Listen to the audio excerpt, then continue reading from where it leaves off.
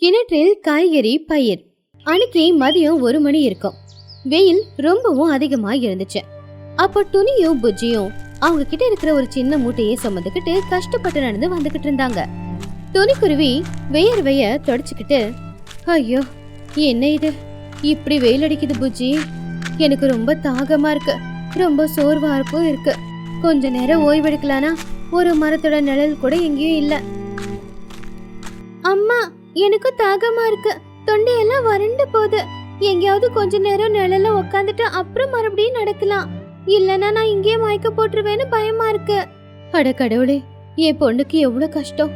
கவலைப்படாத புஜ்ஜி, கொஞ்ச தூரத்துல அங்க பச்சை பசேல்னு வயல் தெரியுது பாரு, அங்க போனா நிழல் எங்கேயாச்சும் இருக்கும், அங்க உட்காந்து கொஞ்சம் ஓய்வு எடுத்துட்டு போலாம். அப்படி 2 பேரும் கஷ்டப்பட்டு நடந்து வயல் பக்கத்துல வந்தாங்க. வயலுக்கு மத்தியில ஒரு பாழடைஞ்ச பழைய கிணறு ஒண்ணு இருந்துச்சு. அப்ப புச்சி அந்த கிணற காட்டி, அம்மா அங்க பாரு, வயலுக்கு மத்தியில ஒரு பெரிய கிணறு இருக்கு, நம்ம கிணறோட திட்டுல கொஞ்ச நேரம் உட்காரலாமா? சரி புஜ்ஜி, அங்கேயே போலாம், அந்த கிணத்தோட நிழலையாச்சும் கொஞ்ச நேரம் நாம உட்காரலாம். 2 பேரும் கிணத்துக்கு பக்கத்துல வந்து கிணத்த எட்டி பார்த்தாங்க.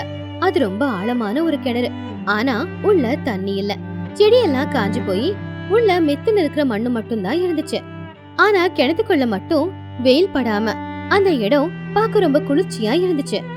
அம்மா, இந்த கிணத்துல தண்ணி இல்ல, ஆனா மேல இவ்ளோ வெயில் அடிக்குது, கிணத்துக்குள்ள எட்டி பார்த்தா சில்லுன்னு இருக்குமா, அங்க வெயிலே அடிக்கல.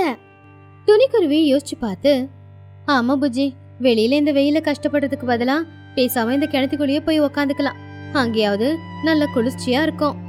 அது மட்டும் இல்ல, அங்க சில்லுன்னு காத்தும் வீசும். ஆனா உள்ள ஏதேதோ செடி குப்பை இதெல்லாம் இருக்கு, என்ன பண்றது? அதனால என்ன புஜ்ஜி, நமக்கு தங்குறதுக்குன்னு ஒரு வீடு இல்ல, எங்கேயாவது போய் வீடு பார்க்கலானாலும் அதுக்கு வாடகை கட்டுறதுக்கு நம்ம கிட்ட பணம் இல்ல. பேசாம இந்த கிணத்துக்குள்ள இறங்கி இந்த கிணத்தைய சுத்தப்படுத்தி இதையே வீட்டா மாத்திடலாம், அப்ப வாடகையும் கட்ட வேண்டியதில்ல, இந்த வெயில இருந்து தப்பிச்சுக்கலாம் இல்லையா? புஜ்ஜி அது கேட்டு சந்தோஷமா, சூப்பர் ஐடியாமா, அப்ப இப்பவே கிணத்துக்குள்ள இறங்கி கிணத்தை நாம சுத்தம் பண்ணிடலாம். அம்மா பொண்ணு 2 பேருமே மெதுவா கிணத்துக்குள்ள இறங்குனாங்க. அங்க இருக்கிற செடி குப்பை இது எல்லாத்தையும் எடுத்துட்டு வந்து வெளியில போட்டுட்டாங்க. அவங்க பொருட்களை எல்லாத்தையுமே கிணத்துக்குள்ள கொண்டு போய் அடுக்கி வச்சுட்டாங்க. 1 மணி நேரத்துல அந்த பாலடைஞ்ச கிணறு ஒரு அழகான வீடா மாறிடுச்சு. அன்னைக்கு சாயந்தர நேரம் அந்த கிணத்துக்குள்ள அமைதியா இருந்துச்சு. அம்மா, வீடெல்லாம் தயாராயிடுச்சு, ஆனா எனக்கு ரொம்ப பசிக்குதும்மா, ஏன்னா காலையில இருந்து இன்னும் சாப்பிடல, சமையல் பண்றியா ப்ளீஸ்?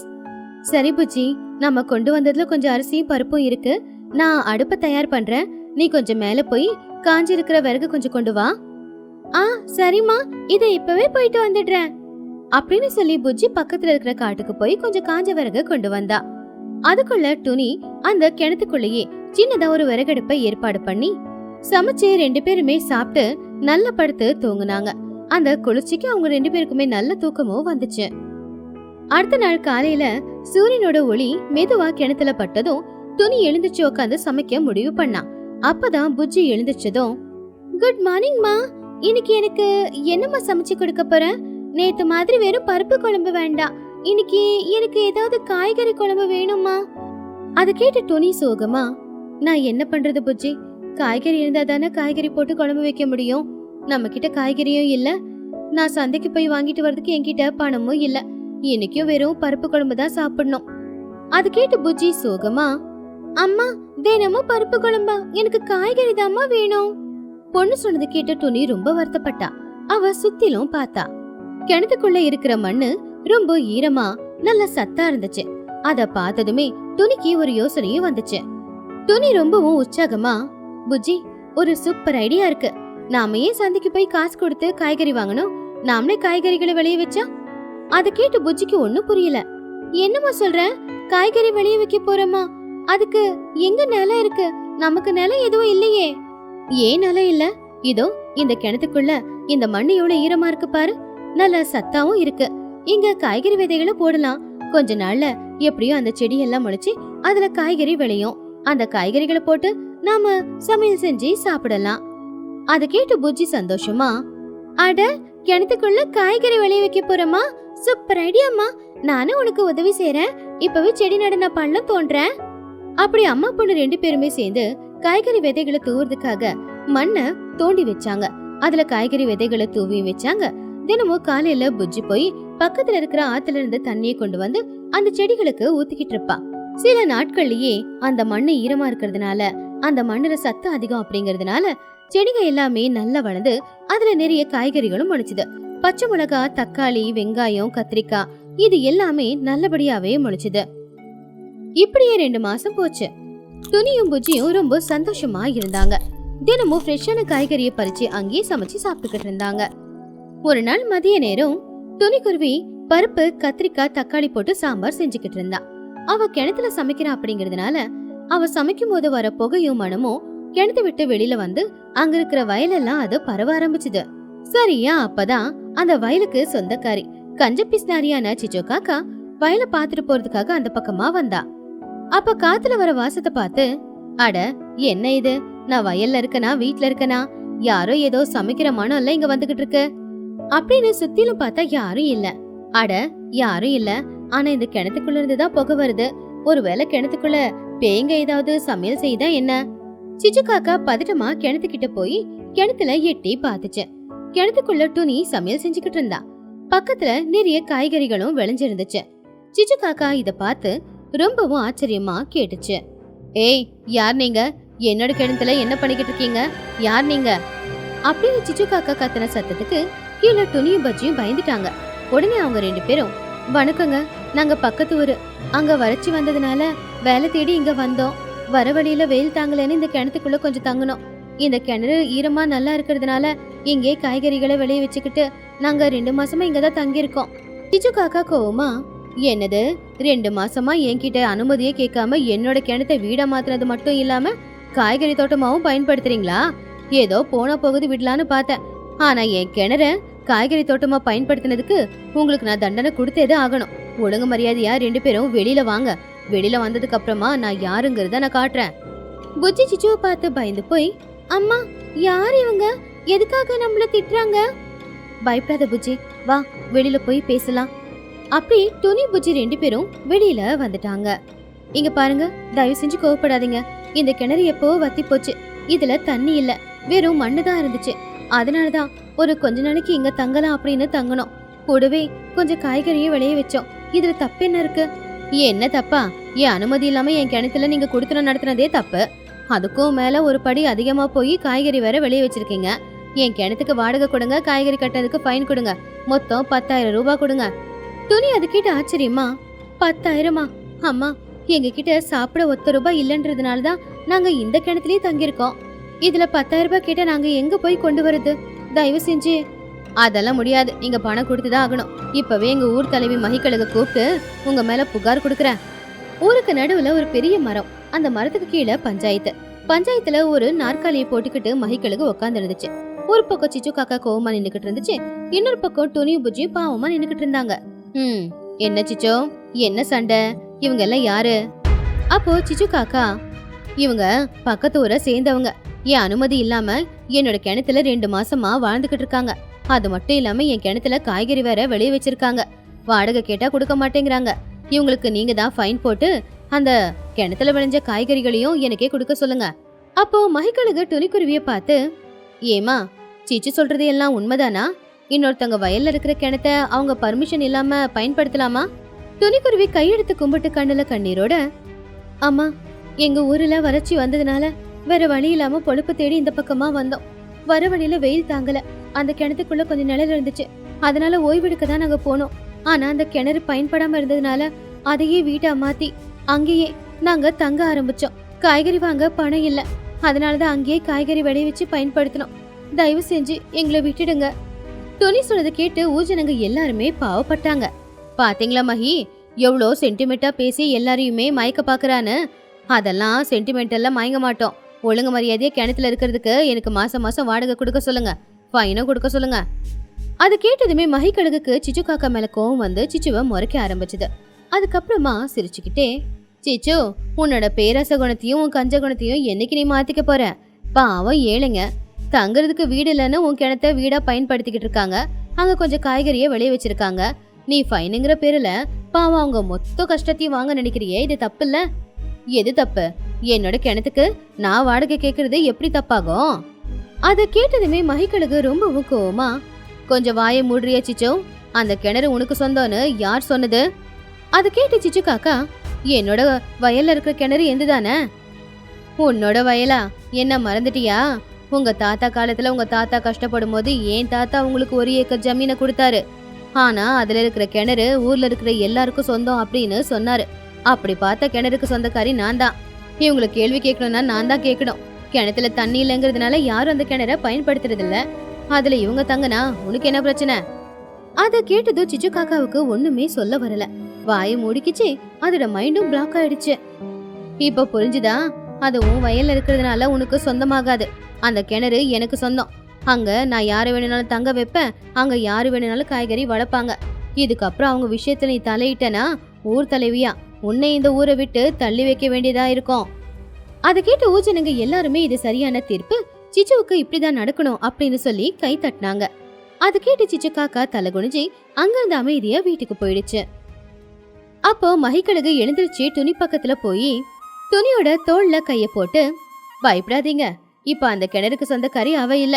இப்போ அந்த கிணறுக்கு சொந்தக்காரி நான் தான். நீங்க அங்க தங்குறதுல காய்கறி விளைய வைக்கிறதுல எனக்கு எந்த பிரச்சனையும் இல்ல. ஆனா அந்த கிணறுக்கு எந்த பிரச்சனையும் வராம பாத்துக்கோங்க, அவ்வளவு போதும். துணி ரொம்பவும் சந்தோஷமா, ரொம்ப நன்றிங்க அம்மா. யாருமே இல்லாம இந்த ஊருக்கு வந்தோம். இப்ப இந்த ஊரே துணையா இருக்கிற மாதிரி இருக்கு. அந்த கிணறு எங்களுக்கு ரொம்ப பிடிச்சிருக்கு. அங்க வெயிலும் அதிகமா இருக்காது, குளிரும் அதிகமா இருக்காது. நாங்க அங்கேயே காய்கறிகளையும் வளர்க்கறதுனால அதை வச்சே நாங்க சாப்பிட்டு வாழ்ந்துப்போம். ஆமா பாட்டி, எங்க கிணறு வீடு ரொம்ப அழகா இருக்கும். மகிக்கழுகு சிரிச்சுக்கிட்டே, ஓ அப்படியா, ரொம்ப சந்தோஷம். அப்படி அன்னையில இருந்து மகிக்கழுகோட அனுமதியோட துணி பூச்சி 2 பேரும் அந்த கிணறு வீட்லயே வாழ ஆரம்பிச்சாங்க. ஆனா அன்னையில இருந்து சிச்சு காக்கா மட்டும் அந்த கிணத்து பக்கம் தலை வச்சு கூட படுக்கல. வெயில் காலத்தில் பக்கத்து வீட்டில் புது பொருட்கள். சிச்சு காக்காவோட வீடும் துணிக்குருவியோட வீடும் பக்கத்து பக்கத்துல தான் இருந்துச்சு. சிச்சு காக்காவுக்கு ஒரு பழக்கம் இருந்துச்சு. யாருமே இதுவரைக்கும் பயன்படுத்தாத ஒரு புது பொருளை வாங்கி பக்கத்து வீட்டுக்காரங்க கிட்ட காட்டி பெருமைப்பட்டுக்கிட்டு இருப்பா. அன்னைக்கு மதியம் வெயில் கொளுத்திக்கிட்டு இருந்துச்சு. அந்த நேரத்துல உள்ள உட்கார முடியாம புஜ்ஜியும் துணியும் வெளியில கைத்துக்கட்டுல உட்காந்துக்கிட்டு விசிறிக்கிட்டு இருந்தாங்க. அப்பதான் பக்கத்து வீட்டு சிச்சு காக்கா கையில ஸ்டைலா ஒரு பாக்ஸ் பிடிச்சுக்கிட்டு நடந்து வந்துகிட்டு இருந்துச்சு. என்ன பக்கத்து வீட்டு துணி, வெயில் தாங்க முடியாம வெளியில உட்காந்துக்கிட்டு இருக்கீங்களா? ஆமா சிச்சு, வீட்டுக்குள்ள உட்காரவே முடியல, அதான் விசிறியை வச்சுக்கிட்டு காத்து வீசிக்கிட்டு இருக்கோம்.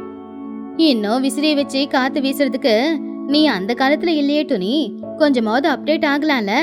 இங்க பாத்தியா, நான் சிட்டில இருந்து ஸ்பெஷலா என்ன வாங்கிட்டு வந்திருக்கேன்னு. சிச்சு காக்கா கொண்டு வந்த பாக்ஸ ஓபன் பண்ணா. அதுக்குள்ள இருந்து குட்டியா இருக்கிற ஒரு டேபிள் ஃபேனை வெளியில எடுத்தான். அதை ஆன் பண்ணதும் காத்து முகத்துக்கு அடிச்சுது.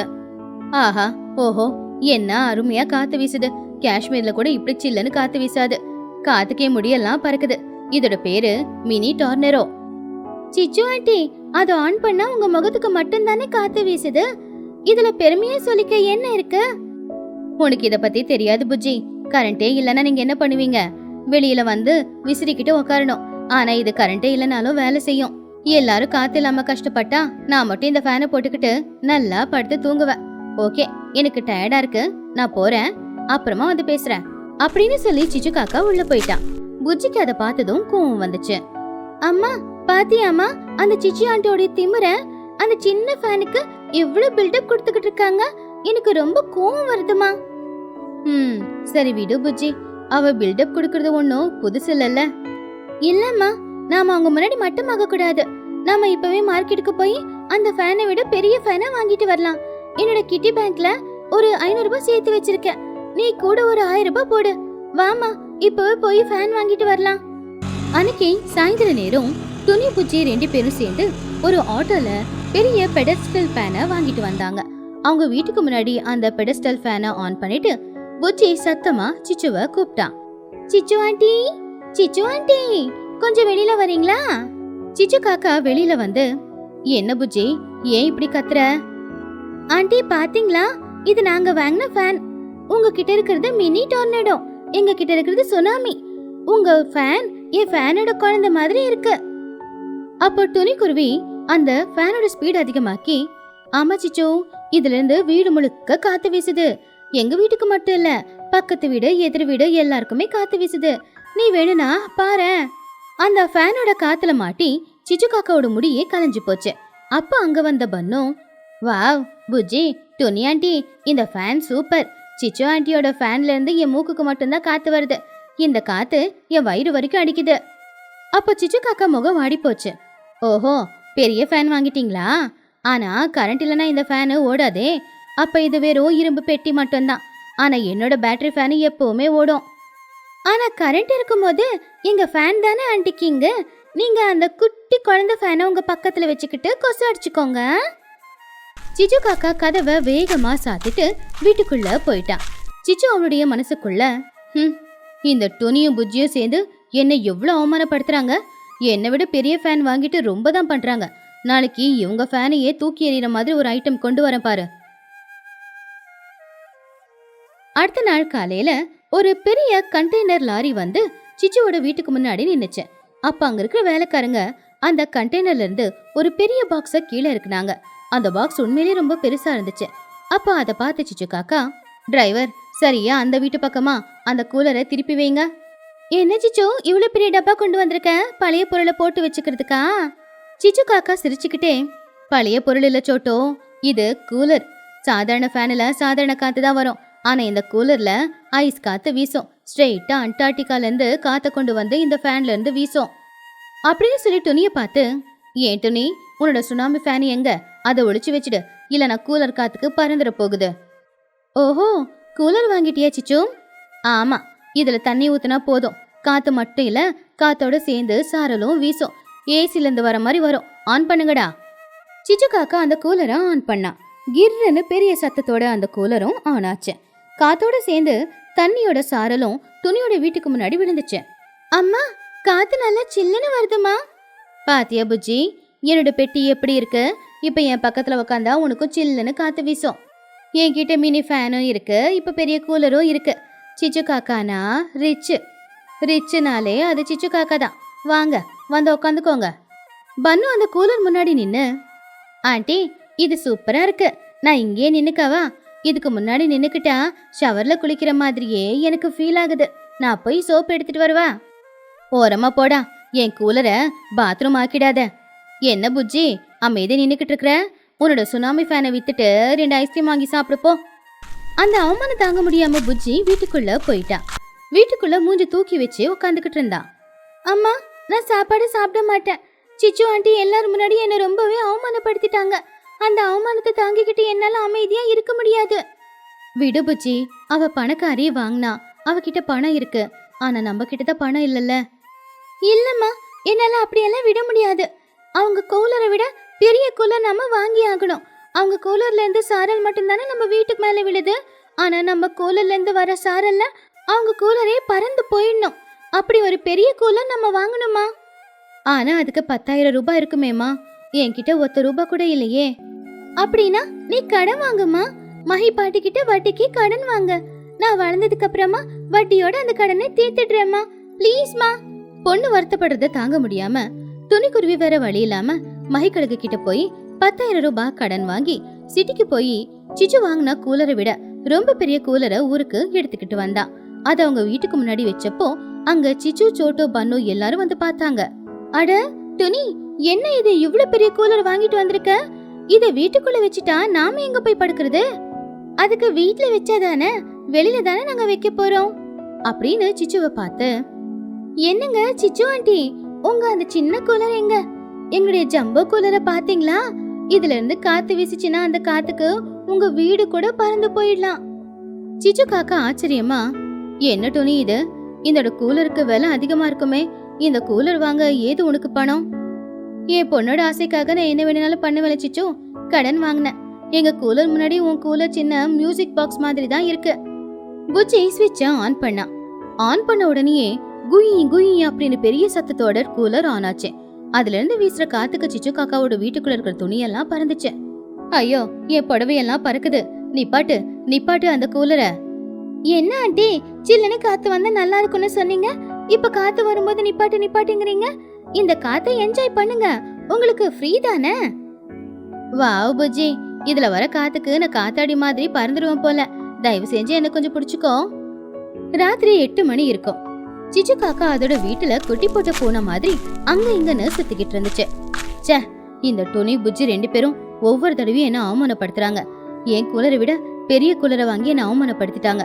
அந்த கூலரை மிஞ்சிற மாதிரி வேற ஏதாவது நான் வாங்கி ஆகணும். ஆனா என்ன? ஏசி, ஏர் கண்டிஷனர், அதை மிஞ்சி வேற எதுவுமே இருக்க முடியாது. மம்மி, ஏசினா அதுக்கு 30,000 ஆகுமே. நம்ம கிட்ட அவ்வளவு பணம் இல்லையே. பணம் இல்லடா, என்னடா? என்கிட்டதான் 2 தங்க செயின் இருக்குல்ல, இத அடகு வச்சு அந்த ஏசியை நான் வாங்கிட்டு வரேன்.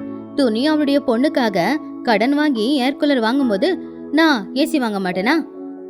அவங்கள பார்த்து நீ எதுக்குமா உன் தங்கத்தை எல்லாம் அடகு வைக்கணும்? வேணாமா? நீ வாய மூடுறா.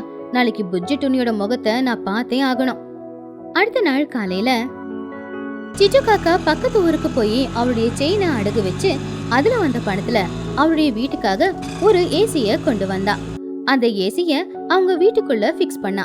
அதோட அவுட்டோர் வீட்டுக்கு வெளியில ஜன்னலுக்கு பக்கத்துல துணியோட வீட்டை பார்த்த மாதிரி வச்சிருந்தா. அன்னைக்கு மதிய நேரம் வெயில் அதிகமா இருக்கும்போது அந்த அனல் தாங்க முடியாம கூலரை ஆன் பண்ணி வச்சுக்கிட்டு துணி புஜ்ஜி 2 பேரும் வாசல்ல உட்காந்துக்கிட்டு இருக்கும்போது அந்த நேரம் சிச்சு காக்கா ரிமோட் எடுத்துக்கிட்டு வெளியில வந்தா. உள்ள இருக்கிற ஏசிய அவ ஆன் பண்ணிட்டு வந்ததுனால வெளியில இருக்கிற அவுட்டோர்ல இருந்து அனல் காத்து நேரா துணி புஜ்ஜி உட்காந்துருந்த அந்த இடத்துக்கு பக்கத்துல தான் வீசுச்சு. என்ன சிச்சு, மறுபடியும் ஏதோ வாங்கிட்டு வந்திருக்க? என்ன அது? இது மிஷின் கிடையாது துணி. இது என் பெருமைக்கான அடையாளம். இது பேரு ஏசி. இத போட்டு வீட்டுக்குள்ள உக்காந்துக்கிட்டு இருந்தா அப்படியே ஷிம்லால உக்காந்துக்கிட்டு இருக்கிற மாதிரி இருக்கும். அவ்வளவு சில்லுன்னு இருக்கும். உங்களுடைய இந்த கூலரை இப்பவே பேக் பண்ணிக்கோங்க. இதுல இருந்து வெறும் சில்லு காத்து மட்டும்தான் வரும். என்னுடைய ஏசில இருந்து அப்படியே பனி பொழியும். சூப்பரா இருக்கும். துணி பூஜி 2 பேரும் ஷாக் ஆயிட்டாங்க. ஏசின்னு சொன்னது அவங்க மைண்டே பிளாக் ஆச்சு. அம்மா, சிச்சு ஆண்டி ஏசி வாங்கிட்டாங்க. இப்ப நாம என்ன வாங்குறது? ஏசியை விட பெருசு வேற என்ன இருக்கு? பேசாம நாமளும் ஏசியை வாங்கிடலாமா? அப்போ துணி புஜ்ஜியோட தலையில கொட்டி, வாய மூடு புஜ்ஜி, இந்த கூலருக்கே என் உசுறு போற அளவுக்கு ஆயிடுச்சு. கடன் கட்ட முடியாம இதுல ஏசி வேணுமா? அதுக்கு என் வீட்டை தான் விக்கணும். நாம தோத்து போயிட்ட விடு புஜ்ஜி. துணி எழுந்துச்சு சிச்சு பக்கத்துல போய், சிச்சு, நான் ஒத்துக்கிறேன். உன்கிட்ட நாங்க ஜெயிக்க முடியாது, நாங்க தோத்துட்டோம். நான் இப்பவே இந்த ஜம்போ கூலரை ரிட்டர்ன் கொடுத்துட்டு அந்த காசை வாங்கிட்டு வந்து வாங்கின கடனை அடைச்சிடுறேன். நீ ஏசி வாங்கிருக்க, உன்னோட ஏசி ரூம்ல உட்காந்துக்கிட்டு நல்லா என்ஜாய் பண்ண. ஆமா ஆண்டி, வின்னர் என்னமோ நீங்க தான். ஆனா எங்க கிட்ட இனிமே வச்சுக்காதீங்க. சிச்சு காக்கா அதை கேட்டு ரொம்பவும் பெருமையோட, வாவ், நான் ஜெயிச்சிட்டேன், அதான் என்கிட்ட வச்சுக்க கூடாதுன்னு சொல்றது. பனோ, இந்த ரிமோட்டை புடிடா. உள்ள யாரும் வராம பாத்துக்கோ. ஏசி ரூம்ல போய் படுத்து தூங்குறேன். ராத்திரி நேரம் ஆச்சு. ராத்திரி நேரம்ங்கிறதுனால வெளியில சில்லுன்னு காத்து வீசிக்கிட்டு இருந்துச்சு. அப்போ துணிக்குருவி புஜ்ஜி குருவி 2 பேரும் வீட்டு வாசல கைத்துக்கட்டல போட்டுக்கிட்டு அந்த டேபிள் ஃபேனை வச்சுக்கிட்டு ஆகாயத்துல நட்சத்திரத்தை பாத்துக்கிட்டு படுத்துக்கிட்டு இருந்தாங்க. அம்மா, இங்க காத்து நல்ல சில்லுன்னு வீசுது இல்லம்மா? இங்க ஃபேன் கூட தேவையில்லை போல.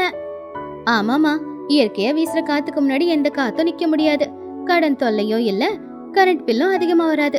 நிம்மதியா தூங்கலாம். அதே நேரத்துல சிச்சு காக்கா என்ன பண்ணிக்கிட்டு இருக்குன்னு பாக்கலாமா? சிச்சு காக்கா போர்வைய போத்திக்கிட்டு, ஐயோ என்னடா இது, ஏதோ ஐஸ் கட்டிக்குள்ள உக்காந்துக்கிட்டு இருக்கிற மாதிரி இருக்கு. இந்த ஏசி ஆஃப் பண்ணலான்னு பார்த்தா வெளியில துணியும் புஜ்ஜி இருப்பாங்க. ஏசில நான் என்ஜாய் பண்றேன்னு நினைச்சுக்கிட்டு இருப்பாங்க. இப்ப இந்த கரண்ட் பில்ல கட்டுறதுக்கு நான் என் வீட்டையே விக்கணும் போல. எதுக்கு இந்த தேவையில்லாத பெருமையோ? அப்படி அந்த வெயில் காலம் முழுக்க துணி புஜ்ஜி 2 பேரும் வீட்டு வாசல்ல நிம்மதியா படுத்து தூங்குனாங்க. ஆனா சிச்சு காக்கா மட்டும் வீம்புக்காக தினமும் ஏசிய போட்டுக்கிட்டு கரண்ட் பில்லு எவ்வளவு வருமோ ஏதோ அப்படின்னு நினைச்சு கவலைப்பட்டுக்கிட்டு இருந்தா.